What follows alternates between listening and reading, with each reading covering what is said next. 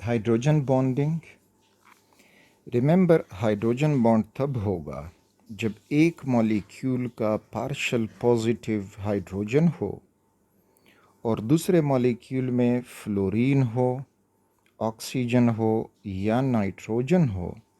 तो जब ये एटम हाइड्रोजन को अट्रैक्ट करेंगे तो इस किस्म की इंटरमॉलिक्यूलर फोर्स को हम हाइड्रोजन बॉन्ड कहेंगे। यानी अगर यहाँ पे हाइड्रोजन है पार्शियल पॉजिटिव और उसको अट्रैक्ट कर रहा है क्लोरीन जो पार्शियल नेगेटिव है, तो ये हाइड्रोजन बॉन्ड नहीं होगा, it's not a hydrogen bond. तो हाइड्रोजन बॉन्ड हाइड्रोजन को अट्रैक्ट करे फ्लोरीन, ऑक्सीजन या नाइट्रोजन। रिमेंबर कि हाइड्रोजन बॉन्ड जो है डाइपोल डाइपोल फोर्सेस का एक स्पेशल टाइप है, क्योंकि जितने भी पोलर मॉलिक्यूल हैं तो उनमें डाइपोल डाइपोल फोर्सेस होती हैं। जिस तरह अब ये HCl का मॉलिक्यूल जो दिखाई दे रहा है तो ये डाइपोल डाइपोल फोर्सेस हैं। हाइड्रोजन में भी एक डाइपोल दूसरे डाइपोल को अट्रैक्ट कर रहा है, लेकिन स्पेशल केस फ्लोरीन ऑक्सीजन में दिया जाता है, इस वजह से इसको special type of dipole dipole forces कहते हैं। फिर एक पॉइंट ये कि it exist in covalent molecule. Ionic molecule में किसी किस्म की हाइड्रोजन बॉन्ड नहीं बनेगी, ये जस्ट एग्जिस्ट करता है कोवेलेंट मॉलिक्यूल्स में। तो फॉर एग्ज़ाम्पल इनके अलावा अगर अल्कोहल हैं तो अल्कोहल में हाइड्रोजन बॉन्ड मौजूद होता है। इसी तरह से अगर अल्काइल अमीन हैं तो वो भी हाइड्रोजन बॉन्ड बना सकते हैं। ठीक, तो ये उन कंपाउंड में होगा जो कोवेलेंट मॉलिक्यूल्स होंगे। साथ में स्ट्रेंथ ऑफ हाइड्रोजन जो बॉन्ड है directly proportional to difference of electronegativity of the atom. यानी इसका मतलब ये कि फ्लोरीन जो है वो मोर इलेक्ट्रोनेगेटिव है, तो इसमें जो हाइड्रोजन बॉन्ड होगा वो स्ट्रॉन्गर होगा than hydrogen bond in oxygen के साथ, और स्ट्रॉन्गर होगा देन हाइड्रोजन बॉन्ड नाइट्रोजन के साथ, क्योंकि फ्लोरीन की इलेक्ट्रोनेगेटिविटी हाई है, दूसरे नंबर पे फिर नाइट्रोजन आता है, ऑक्सीजन आता है, फिर नाइट्रोजन आता है। टाइप्स की तरफ जब हम जाते हैं तो इसके हमें दो टाइप्स मिलते हैं, एक है इंटर मॉलिक्यूलर हाइड्रोजन बॉन्डिंग और दूसरा है intermolecular hydrogen bonding. Intermolecular hydrogen bond का मतलब ये कि सपोज करें ये एक H2O का मॉलिक्यूल है और इसके बगल में कोई दूसरा HCl का मॉलिक्यूल मौजूद, H2O का मॉलिक्यूल मौजूद है। अब यहाँ पे जो इनमें ये अट्रैक्शन क्रिएट हो गई तो ये कहलाएगी हाइड्रोजन बॉन्डिंग, लेकिन intermolecular hydrogen bonding. Intramolecular hydrogen bonding ज़्यादातर जो आर्थो डिराइवेटिव्स ऑफ बेंजीन है तो उसमें मौजूद होती हैं। कैसे? फॉर एग्ज़ाम्पल यहाँ पे हमारे पास है आर्थो नाइट्रोफिनोल, ये बेंजीन रिंग हुआ और इसके ऊपर OH लग जाए तो ये हो जाता है फिनोल, और यहाँ पे नाइट्रो ग्रुप अटैच्ड है। तो अब क्या होगा कि आर्थो पोजीशन पे जो नाइट्रो ग्रुप है और OH जो फिनोल का H है, तो ये नाइट्रोजन इस ऑक्सीजन इस हाइड्रोजन को अट्रैक्ट कर पाएगा, तो इसको हम कहेंगे intra molecular hydrogen bond. With in A molecule, between two molecule inter, with in A molecule तो वो हो जाएगा इंट्रा। रिमेंबर कि अब ये इंट्रा जो है इसको हम इंटर मॉलिक्यूलर फोर्स नहीं कहेंगे। ठीक, इंटर मॉलिक्यूलर फोर्सेस में hydrogen bonding, dipole dipole forces वगैरह वो दो मॉलिक्यूल के दरमियान जब हों, पे ज़्यादा मॉलिक्यूल के दरमियान जब हों तो वो इंटर मॉलिक्यूलर फोर्सेस कहलाती हैं। साथ में पॉइंट ये है कि जो इंटर मॉलिक्यूलर हाइड्रोजन बॉन्ड है it is stronger than intra molecular hydrogen bond. जो इंट्रामॉलिक्यूलर हाइड्रोजन बॉन्ड हैं तो वो कभी कभी इनकी जो फिनोल डिराइवेटिव्स हैं या बेंजीन आर्थो डिराइवेटिव्स हैं तो उनकी एसिडिटी वगैरह को इफ़ेक्ट करता है। कोई एसिड आसानी से देगा, अब ये H जो है मुश्किल से निकलेगा क्योंकि ऑक्सीजन इसको अट्रैक्ट कर रहा है। इसी तरह से अगर ये इस फॉर्म में हो नाइट्रोफिनोल, पैरानाइट्रोफिनोल ले लें, over here it is OH और ये हुआ NO2, तो अब हाइड्रोजन बॉन्ड का बनना मुश्किल है।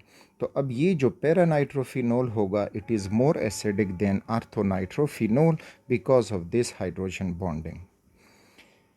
अच्छा, आगे जो हैं हमें हाइड्रोजन बॉन्ड के मुख्तलिफ डेली लाइफ में या प्रैक्टिकल लाइफ में मिलते हैं, तो उसमें ये कि वाटर लिक्विड है बिकॉज ऑफ हाइड्रोजन बॉन्डिंग, जबकि इसी ग्रुप का H2S भी बनता है तो वो गैस फॉर्म में होता है।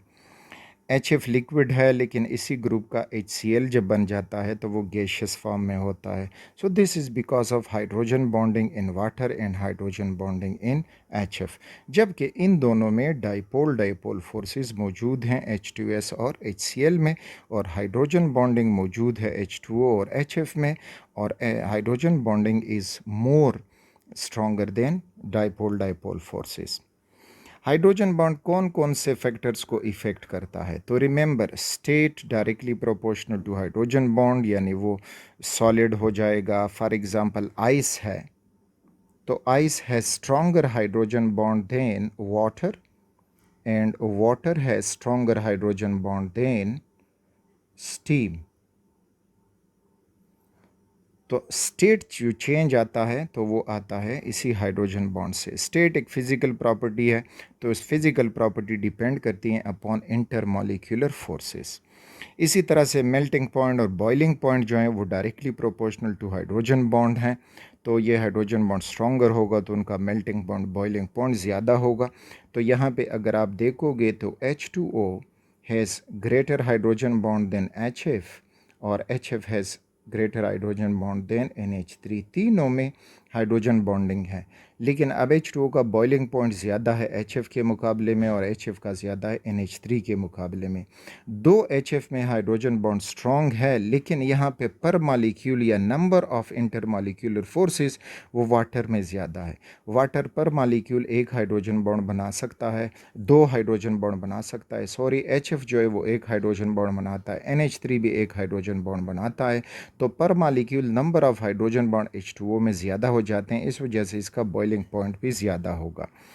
इसी तरह से विस्कोसिटी जो गाढ़ापन है तो वो भी हाइड्रोजन बॉन्ड के डायरेक्टली प्रोपोर्शनल है। यानी अगर हम देख लें तो H2SO4 is more viscous than water, और नतीजतन water is more viscous than methyl alcohol. तो H2SO4 ऑयली लिक्विड है, तो वो ऑयली हो गया है because of the strong hydrogen bonding compare to water. अच्छा, इसी तरह से सरफेस टेंशन अगर है तो भी हाइड्रोजन बॉन्ड ज़्यादा, सरफेस टेंशन ज़्यादा, हाइड्रोजन बॉन्ड वीक है तो सरफेस टेंशन वीक होगा। सिमिलरली विस्कोसिटी को अगर हम देखें, वोलेटिलिटी जो है वो inversely proportional to hydrogen bond, यानी मोर एवापोरेटेबल तो वो वोलेटिलिटी है। तो अब अगर हम देखें तो मिथाइल अल्कोहल ये मोर वोलाटाइल है देन वाटर, और वाटर जो है वो मोर वोलाटाइल है देन ग्लाइसरीन। तो ये वजह ये है कि मिथाइल अल्कोहल में पर मालिक्यूल एक हाइड्रोजन बॉन्ड बनता है, वाटर में दो बनते हैं, और ग्लाइसरीन में फिर 3 हाइड्रोजन बॉन्ड बनते हैं। तो जितने हाइड्रोजन बॉन्ड ज़्यादा होते जाएंगे, इंटर मालिक्यूलर फोर्स स्ट्रॉन्गर होते जाएंगे, तो विस्कोसिटी भी ज़्यादा होती जाएगी।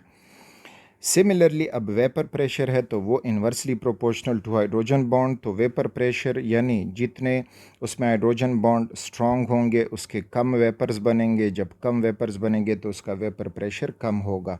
तो अगेन हम लिख सकते हैं कि जो ग्लाइसरीन है it has less vapour pressure, high vapour pressure, sorry, it has high vapour, so less vapour pressure than water, and water has less vapor pressure than methyl alcohol. तो ये this is because of the decreasing strength of hydrogen bonding. इसी तरह से जितने भी organic molecule अगर पानी में सालुबल हैं तो वो हाइड्रोजन बॉन्ड की वजह से उसमें सालुबल होते हैं। यानी वाटर जो है वो हाइड्रोजन बॉन्ड बना सकता है अल्कोहल से, अगर उसमें डिज़ोल्व हो जाए। वाटर हाइड्रोजन बॉन्ड बना सकता है अमीन से, अगर तो इस वजह से वो उसमें सालुबल होंगे। वाटर जो है वो हाइड्रोजन बॉन्ड बना सकता है लोअर अल्डिहाइड से, RC डबल बॉन्ड OH, तो वो उसमें सालुबल होगा। इसी तरह वाटर जो है हाइड्रोजन बॉन्ड बना सकता है कीटोन से, तो कीटोन में ऑक्सीजन मौजूद है तो उसमें ये सालुबल होंगे। तो जितने भी ऑर्गेनिक मालिक्यूल वाटर के साथ अगर हाइड्रोजन बॉन्ड बनाते हैं तो वो उसमें होंगे।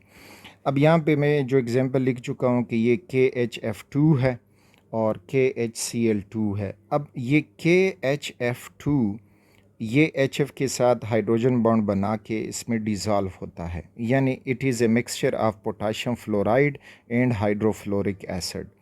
लेकिन दूसरी तरफ अगर हम KHCl2 लिखें तो इट इज़ नॉट पॉसिबल, क्योंकि जो KCl है ये HCl में हल नहीं हो पाएगा, बिकॉज HCl में डाइपोल फोर्सेस हैं, तो वो वीक फोर्सेस हैं, तो वो KCl को डिज़ोल्व नहीं कर पाएगा।